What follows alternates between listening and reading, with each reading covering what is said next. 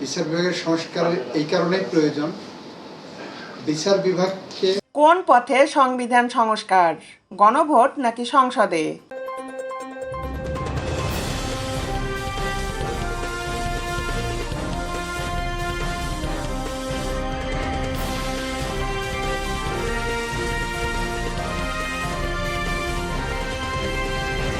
প্রধানমন্ত্রীর পদে বসে স্বৈরাচার হওয়ার পথ বন্ধ করতে সংবিধানের অন্তত 12টি অনুচ্ছেদ সংশোধন নিয়ে আলোচনা চলছে।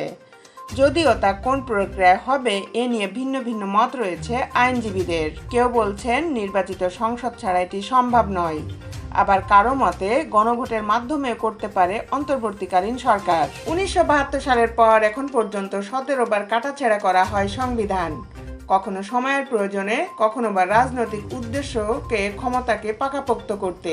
অনেকের মতে বর্তমান সংবিধানে প্রধানমন্ত্রীর পদে বসে যে কারো স্বৈরাচারী হয়ে ওঠার সুযোগ রয়েছে। সেই কারণে ছাত্র জনতার গণ অভ্যুত্থানের পর সংবিধান সংশোধন অথবা পুনর্লিখনের দাবি ওঠে। এ আলোকে গঠিত হয় সংবিধান সংস্কার কমিশনও। আলোচনা চলছে অন্তত 12টি অনুচ্ছেদে সংশোধনী আনার। এছাড়া তত্ত্বাবধায়ক সরকার ব্যবস্থা সংবিধানে ফিরিয়ে আনা নিয়েও চলছে আলোচনা।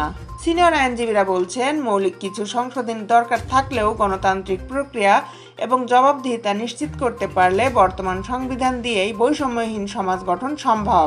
সুপ্রিম কোর্টের জ্যেষ্ঠ আইনজীবী আহসানুল করিম বলেন, রাজনৈতিক মানসিকতার পঞ্চদশ সংশোধনীতে তত্ত্বাবধায়ক সরকার বিলুপ্ত করার ফলে একদলীয় সরকারকে চিরস্থায়ী করা ছাড়াও মিথ্যা নির্বাচন সাজিয়ে মানুষকে প্রতারণার মাধ্যমে ক্ষমতায় জোর করে বসে থাকার প্রবণতা তৈরি হয়েছে। এগুলোর কারণ ছিল এক ব্যক্তি সর্বময় ক্ষমতা বিস্তার লাভের জন্য। এক্ষেত্রে সংবিধান তাকে সহায়তা করেছে, তাকে দানব বানিয়েছে, এটা আমি মনে করি না।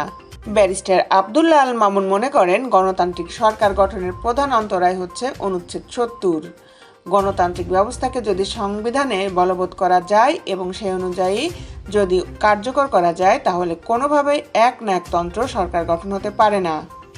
এমন অবস্থায় কোন প্রক্রিয়ায় সংবিধান সংশোধন করা হবে এ নিয়ে ভিন্ন ভিন্ন মত রয়েছে আইনজীবীদের। কেউ বলছেন সংসদ ছাড়া সম্ভব নয়, আবার কারো মতে গণভোটের মাধ্যমেও হতে পারে। ব্যারিস্টার আব্দুল্লাহ আল মামুন বলেন, জনগণের যদি সমর্থন থাকে তাহলে এই সরকার একটা ম্যান্ডেট নিতে পারে, হ্যাঁ অথবা না ভোটের ব্যবস্থা থাকতে পারে। এতে একটি সাংবিধানিক স্বীকৃতি থাকে, এর মাধ্যমে পরবর্তী সংসদ এটাকে পাশ করিয়ে নেবে, এতে কোনো বাধা থাকবে না।